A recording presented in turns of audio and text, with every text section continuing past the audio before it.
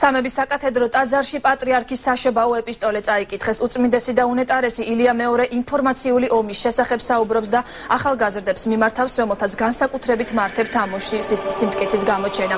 პატრიარქმა ყურადღება წიგნიერების მნიშვნელობასა და პასუხისმგებლობის გრძნობაზე გაამახვილა. უწმინდესი ამბობს, რომ ჩვენში ეგოისტური ზრახვები მძლავრობს, რაც ჭეშმარიტ ღირებულებებს ანგრევს. ამიტომ აუცილებელია შევისწავლოთ ღრმა აზროვნება, უფლის-შიში და სიყვარული. ილია მეორემ შობის დღესასწაული სრულიად საქართველოს მათ შორის საკუთარ ნათლულებს და ყველა ეთნიკური ჯგუფის წარმომადგენლებს მიულოცა.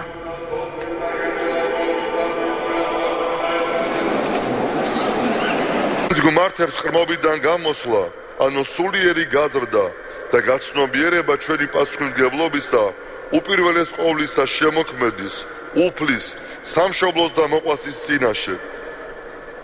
პასუხისმგებლობისა როგორც ცოცხლების, ისე გარდაცვლილების მიმართ, რაც გულისხმობს ჩვენს ვალდებულებებს მშობლებთან, ოჯახთან, მეგობრებთან, ნათესავებთან, მეზობლებთან მიმართებაში, ასევე სამსახურეობრივ პასუხისმგებლობას. ჩვენი წინაპრები თავიანთ შვილებს ბავშვობიდან უღვივებდნენ ამ გრძნობას, ამიტომაც იყო ჩვენი ერი ძლიერი.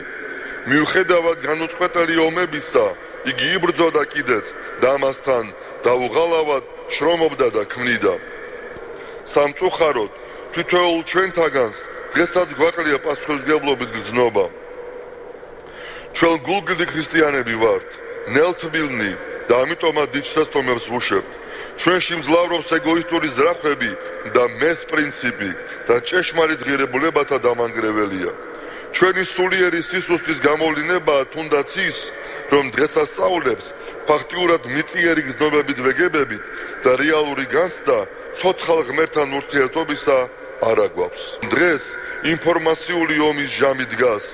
კალმით, ანუ სიტყვით ბრძოლის დრო, მასთან შეჭიდება კი გონიერმა, ცოდნე და ამასთან ღვთისმოყვარე ადამიანებმა უნდა იპირთონ.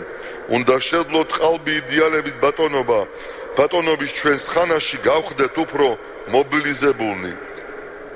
სულიერად უფრო მტკიცენი და ძლიერნი, რათა გავიმარჯვოთ.